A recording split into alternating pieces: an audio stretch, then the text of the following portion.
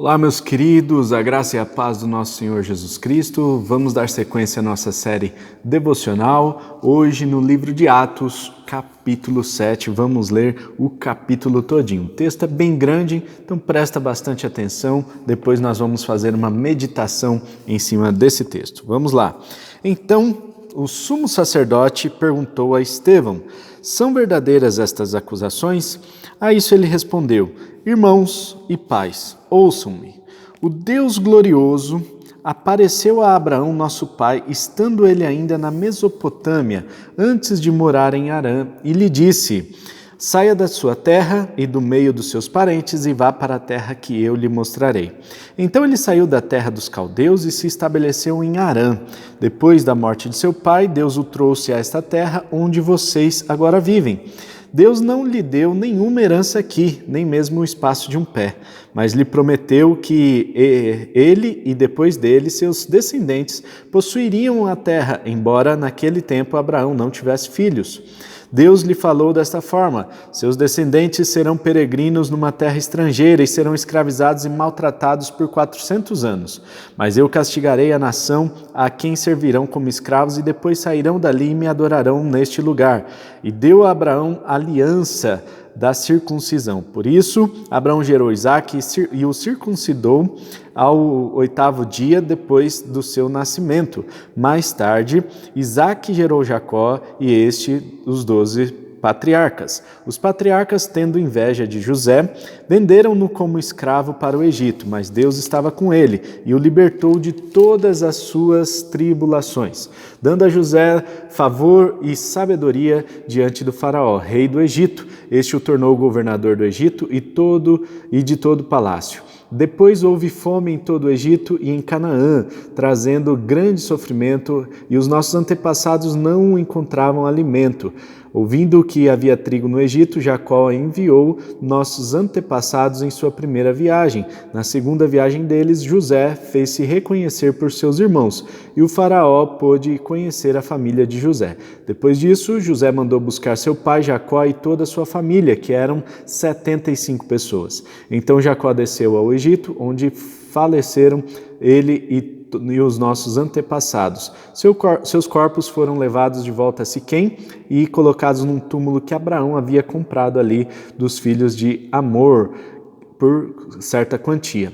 Ao se aproximar o tempo em que Deus cumpriria sua promessa a Abraão, aumentou muito o número do nosso povo no Egito. Então outro rei, que nada sabia a respeito de José, passou a governar o Egito. Ele agiu traiçoeiramente para com o nosso povo e oprimiu os nossos antepassados, obrigando-os a abandonar os seus recém-nascidos para que não sobrevivessem. Naquele tempo nasceu Moisés, que era um menino extraordinário. Por 3 meses ele foi criado na casa de seu pai. Quando foi abandonado, a filha do faraó o tomou e o criou como seu próprio filho. Moisés foi educado em toda a sabedoria dos egípcios e veio a ser poderoso em palavras e obras. Ao completar 40 anos, Moisés decidiu visitar seus irmãos israelitas. Ao ver um deles sendo maltratado por um egípcio, saiu em defesa do oprimido e o vingou matando o egípcio. Ele pensava que seus irmãos compreenderiam que Deus estava usando para salvá-los, mas eles não compreenderam. No dia seguinte, Moisés dirigiu-se a 2 israelitas que estavam brigando e tentou reconciliá-los, dizendo: homens, vocês são irmãos, por que ferem um ao outro? Mas o homem que maltratava o outro empurrou Moisés e disse: quem o nomeou líder e juiz sobre nós? Quer matar-me como matou o egípcio ontem? Ouvindo isso, Moisés fugiu para Midian, onde ficou morando como estrangeiro e teve 2 filhos. Passados 40 anos, apareceu a Moisés um anjo nas labaredas de uma sarça em chamas no deserto, perto do Monte Sinai. Vendo aquilo, ficou atônito e, aproximando-se para observar, ouviu a voz do Senhor: eu sou o Deus dos seus antepassados, o Deus de Abraão, o Deus de Isaque, o Deus de Jacó. Moisés, tremendo de medo, não ousava olhar. Então o Senhor lhe disse: tire as sandálias dos pés, porque o lugar em que você está é terra santa. De fato, tenho visto a opressão sobre o meu povo no Egito. Ouvi seus gemidos e desci para livrá-lo. Venha agora e eu o enviarei de volta ao Egito. Este é o mesmo Moisés que tinham rejeitado que tinha rejeitado com estas palavras. Quem o nomeou líder e juiz? Ele foi enviado pelo próprio Deus para ser líder e libertador deles, por meio do anjo que lhe tinha aparecido na sarça. Ele os tirou de lá, fazendo maravilhas e sinais no Egito, no Mar Vermelho e no deserto durante 40 anos.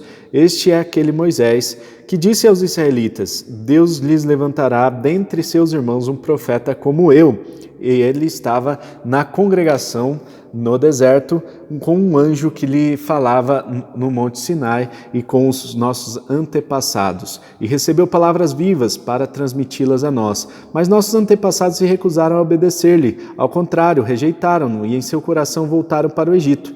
Disseram a Arão: faça para nós deuses que nos conduzam, pois esse Moisés que nos tirou do Egito, não sabemos o que lhe aconteceu. Naquela ocasião fizeram um ídolo em forma de bezerro, trouxeram-lhe sacrifícios e fizeram uma celebração em honra ao que suas mãos tinham feito. Mas Deus afastou-se deles e os entregou à adoração dos astros, conforme foi escrito no livro dos profetas. Foi a mim que vocês apresentaram sacrifícios e ofertas durante os 40 anos no deserto, ó nação de Israel?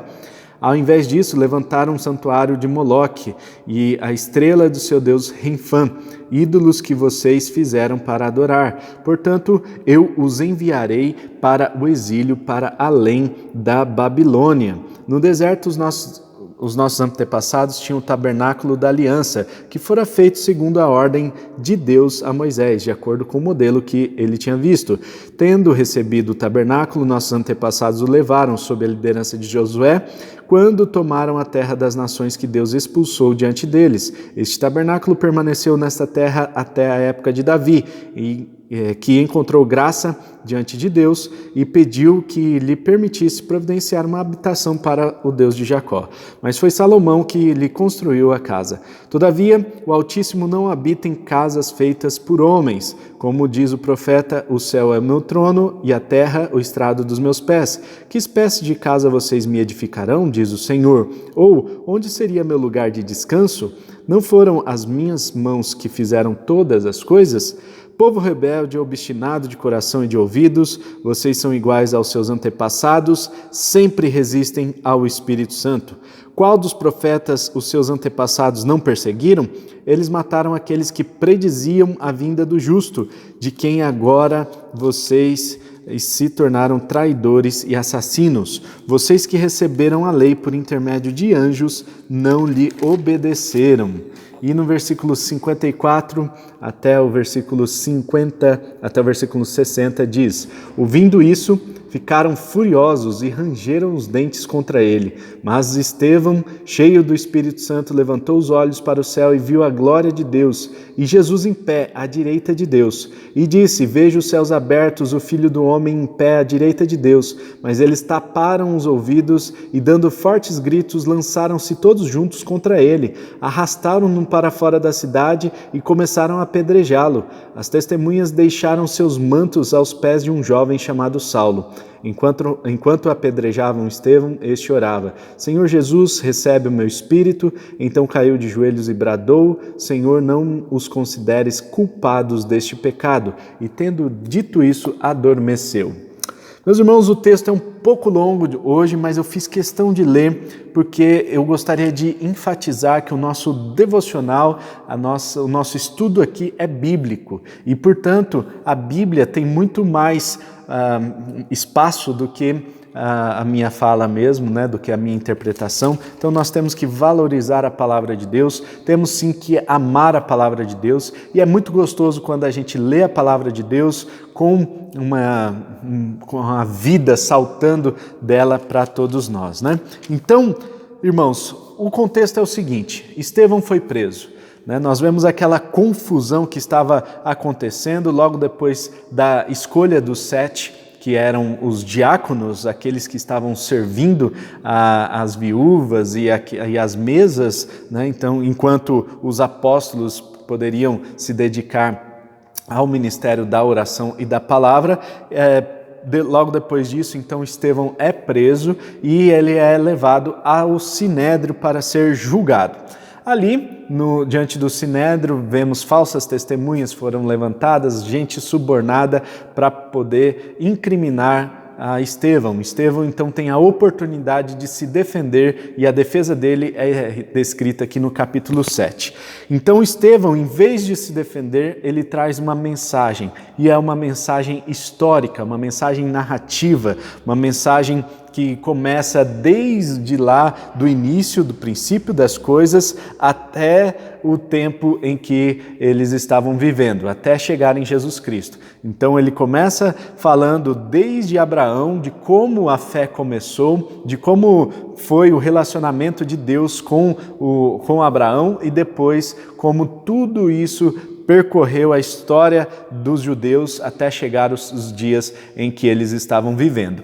De fato, toda a história foi promovida pelo próprio Deus. Então, Deus é o Senhor de toda a história. Mas Estevão precisava conectar as pessoas com quem ele estava conversando. Então, ele conta a história dos hebreus, a história dos judeus, do povo judeu que habitou ali naquela região, de como foi formado toda a religião judaica a partir das gerações, a partir então de Abraão, de Isaac, de Jacó, de José e de todos os patriarcas. A partir daí então vem toda a religião dos judeus e nós vemos no final aqui do texto, né, Estevão confrontando aqueles ouvintes, porque ele diz que o povo era um povo obstinado, um povo de coração duro, um povo que era turrão, né, teimoso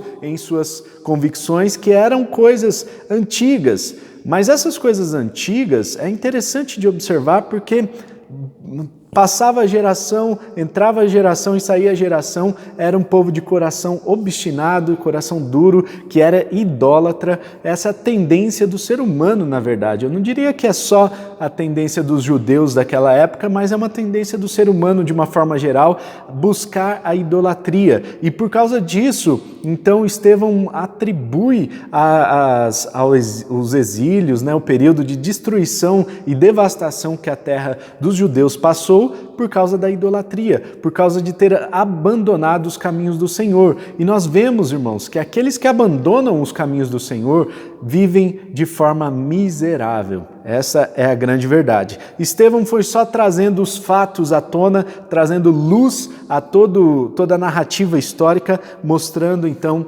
que ainda havia corações endurecidos e muita resistência ao Espírito Santo. Naquela época acreditava-se então que a lei tinha sido dada por anjos, então anjos entregaram essa lei a Moisés e por isso havia um grande respeito em relação à lei. Mas mesmo com esse grande respeito, eles negligenciaram, desobedeceram a lei, matando, levantando falsos testemunhos, enfim. E por isso Estevão estava com ousadia, cheio do Espírito Santo ali, pregando, confrontando aqueles judeus que estavam vivendo de forma hipócrita. Mas se eles negligenciaram uma mensagem entregue pelos anjos, que dirá a mensagem entregue pelo próprio Filho, a mensagem de salvação? Então eles continuavam com os corações endurecidos e resistentes ao Espírito Santo. No final do texto do capítulo 7, nós vemos que o povo então fica alvoroçado, furioso, se levanta contra Estevão, parte todo mundo para cima e há uma confusão ali e Estevão é apedrejado. Nós vemos aqui as obras de Satanás que agiu no coração desses judeus para apedrejar a Estevão. Primeira obra aqui, clara, é a fúria. Então as pessoas que ficam iradas, aquelas pessoas que deixam que a ira tome conta de si e permitem que essa ira cresça, né? Então a fúria, a ira é um pecado que vem de Satanás, é Satanás que semeia isso dentro dos corações. Essa obra é manifesta aqui naquelas vidas ali, naquelas pessoas que estavam diante de Estevão. Segunda obra aqui de Satanás é o ranger de dentes. Então, primeiro é um sentimento de ira, é um sentimento de fúria, depois isso vai transformando para algo físico, vai tomando conta do corpo físico da pessoa, né? Então transforma em algo material, se materializa no ranger de dentes. Também é como uma doença, né? O ranger de dentes é o bruxismo, né? Então o bruxismo também é fruto de ira que está guardada dentro do coração, ou estresse, ou outras coisas, né? Então vamos lá, essa é a segunda obra. Terceira obra aqui de Satanás, os gritos dados para que eles taparam os ouvidos, né? E deram fortes gritos e foram para cima de Estevão. Então os gritos aí são obras de Satanás também. A gritaria é um pecado que é tido como um pecado também no Novo Testamento. Quarto pecado, ou quarta obra de Satanás aqui, né? Satanás faz com que aqueles homens partam para cima, então transforma a ira do coração, a fúria, em algo que uma ação, né? Então essa ação é que eles partiram para cima. E quinta obra de Satanás aqui é a morte. Eles apedrejam a Estevão até a morte. Mas nós vemos também a ação do Espírito Santo na vida de Estevão. A Bíblia diz aqui, no versículo 55, que Estevão estava cheio do Espírito Santo. E por estar cheio do Espírito Santo, ele com ousadia faz aquele sermão, aquela pregação narrativa, uma pregação grande, né? Nós temos aí 50 e tantos versículos que foram registrados em torno dessa pregação de Estevão, e as pessoas ficaram enfurecidas por causa dessa pregação. Mas Estevão não se abalou, porque ele estava cheio do Espírito Santo. Então a primeira obra do Espírito é a capacitação para testemunhar, para pregar. Isso daí nós vimos lá no começo do livro de Atos, lá no capítulo 1, em que o Espírito Santo, que Jesus disse, né? Vocês receberão poder ao descer sobre vós o Espírito Santo e vocês serão minhas testemunhas, tanto em Jerusalém quanto na Judéia, Samaria e até os confins da terra. Então, portanto, essa é a primeira obra do Espírito Santo, que é a capacitação para a pregação com ousadia. A segunda obra é a visão da glória. Então, a pessoa que ela está cheia do Espírito Santo, ela não olha mais com o olhar terreno, ela não vê apenas as coisas terrenas, mas ela tem um olhar das coisas espirituais. Ela vai enxergar as coisas espirituais. Isso está bem claro aqui, quando ele diz que olhou para os céus, levantou os olhos e viu a glória de Deus, viu Jesus assentado ao lado, à direita. Então nós vemos aqui a importância de buscar essa plenitude do Espírito Santo para que enxerguemos as coisas espirituais. E a terceira obra do Espírito aqui é a convicção do destino. O Estevão, ele ora ao Senhor, né? Diz, Senhor, recebe o meu espírito. Olha só que interessante, ele já sabia para onde ele estava indo e por isso ele tinha plena paz. A obra do Espírito Santo faz com que a pessoa tenha a vida tão resoluta, tão tranquila, que ela sabe para onde está indo e a morte não é nenhum problema.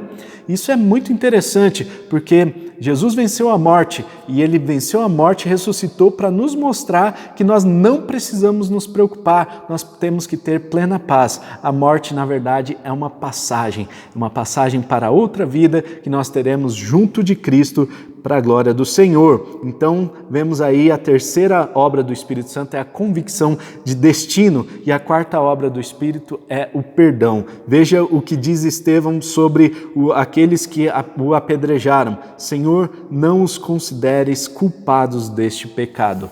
Antes de morrer, antes de partir, Estevão perdoa aquelas pessoas. Isso é obra do Espírito Santo, meus irmãos. O Espírito Santo é aquele que nos convence da justiça, do pecado, do juízo, mas é aquele também que opera nas nossas vidas para transmitir o perdão.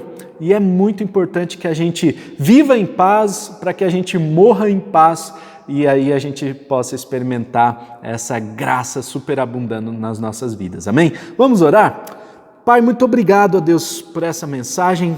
Obrigado pela vida de Estevão, que nos incentiva, Senhor, a buscar mais a plenitude do Seu Espírito Santo.